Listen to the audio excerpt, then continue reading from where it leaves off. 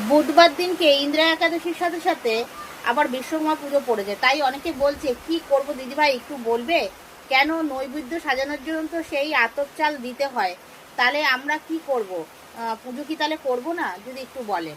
তাদের উদ্দেশ্যে বলছি, বিশ্বকর্মা পুজো যেমন করো তেমন তোমরা করবে, যে পুরোহিত যেভাবে বলবে সেভাবে তোমরা সব কিছুই করবে, কিন্তু একটা জিনিস মনে রাখবে, যে তোমরা ঠাকুরমশাইকে ভূর্যটা দান করো, মানে চাল ডাল এগুলো যেগুলো দান করো, সেদিনকে না দিয়ে ঠাকুরমশাইকে বলবে পরের দিন এসে সেই চাল ডালটা যাতে নিয়ে যায়, এই কাজটি তোমরা করবে।